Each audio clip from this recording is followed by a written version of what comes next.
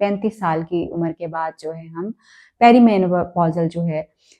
उस स्टेज में से गुजर रही होती हैं। अगर किसी भी खातून को 1 साल तक मुसलसल जो है वो पीरियड्स ना आए तो हम उसको कहते हैं कि ये औरत जो है मेनोपॉज़ को हिट कर रही है। हड्डियों में जो है वो दर्द वगैरह जो है काफ़ी ज़्यादा रहना शुरू हो जाता है। समटाइम्स जो है दांतों में दर्द जो है वो होना शुरू हो जाता है। औरतें जो कि मेनोपॉज़ को हिट करती हैं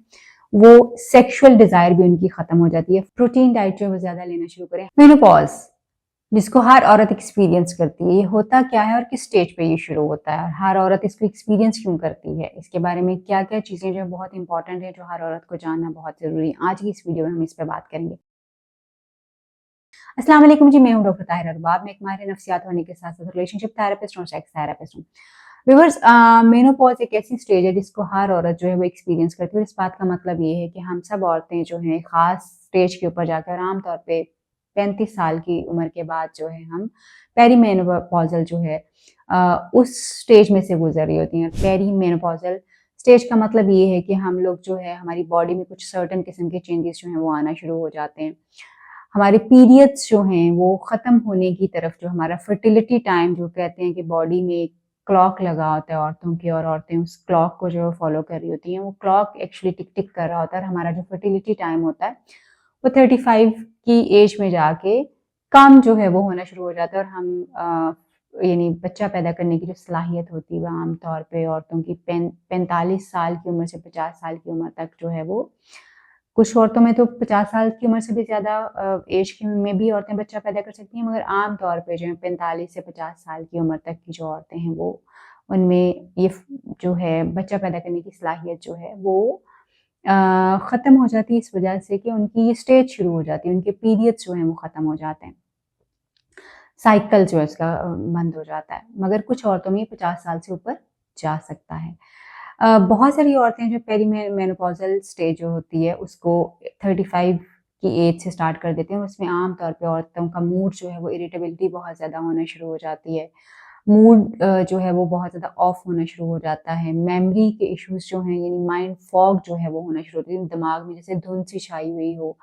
अपने थकावट बहुत ज़्यादा जो है फ़ील होना शुरू हो जाती है। समटाइम्स जो है वो अपने पीरियड्स जो हैं वो उनके इर्रेगुलर होना शुरू हो जाते हैं, कभी बहुत ज़्यादा हो जाते हैं, कभी बहुत कम हो जाते हैं और कई दफ़ा जो है वो उनको जो है टाइम ड्यूरेशन जो है उसका कम होना शुरू हो जाता है, मतलब डेज़ जो हैं वो कम हो जाते हैं, महीने स्किप होना शुरू हो जाते हैं। मगर अगर किसी भी खातून को 1 साल तक मुसलसल जो है वो पीरियड्स ना आएँ तो हम उसको कहते हैं कि ये औरत जो है मेनोपॉज़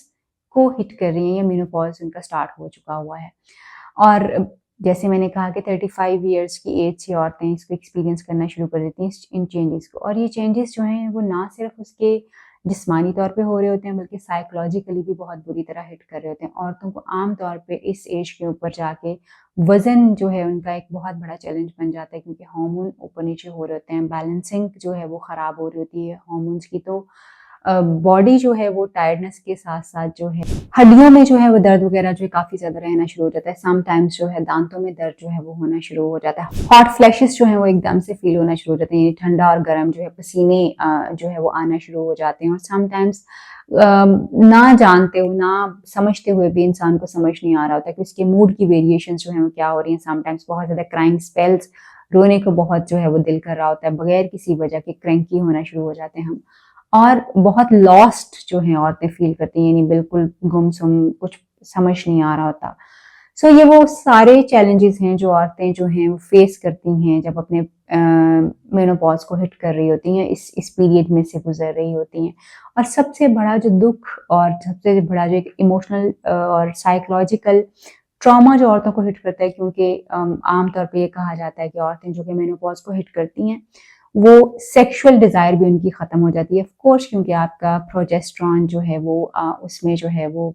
कमी होना शुरू हो जाती है। एस्ट्रोजन जो है वो भी, यानी आपके जो हार्मोन हैं वो डिस्टर्ब होना शुरू हो जाते हैं। तो लोग कहते हैं कि और मेडिकल साइंस भी इस चीज़ की तस्दीक करती है कि औरतों में सेक्सुअल डिज़ायर्स कम हो जाती हैं, मगर हर औरत में जो है सेक्सुअल डिज़ायर्स कम नहीं होती। यूजुअली ये उन औरतों में ज़्यादा कम हो जाती है जिनकी ऑलरेडी डिज़ायर जो है वो कम होती है और उन्होंने अपनी लाइफ में जो है कुछ एक्टिव लाइफ़स्टाइल नहीं रखा होता, जिसकी वजह से उनकी सेक्सुअल डिजायर मजीद जो है वो कमी की तरफ जो है वो जाना शुरू हो जाती है। बट मेनोपॉज की वजह से जो है वो औरतें जैसे कहते हैं कि जी अपने जो इज़्दिवाजी ताल्लुक है उसको इस्तवार नहीं कर सकती, इसमें हकीकत जो है वो थोड़ी कम है। बल्कि बहुत सारी औरतें जो हैं वो मेनोपॉज के पास मेरे पास मेरी बहुत सारी ऐसी फीमेल क्लाइंट्स हैं जो मेनोपॉज के बाद हमारे पास आई हैं एंड दे हैव लर्नड कि जी किस तरह से वो अपनी सेक्सुअल डिज़ायर को एक्टिव रख सकती हैं, किस तरह से वो बेहतर तौर पे अपने हस्बैंड के साथ जो है वो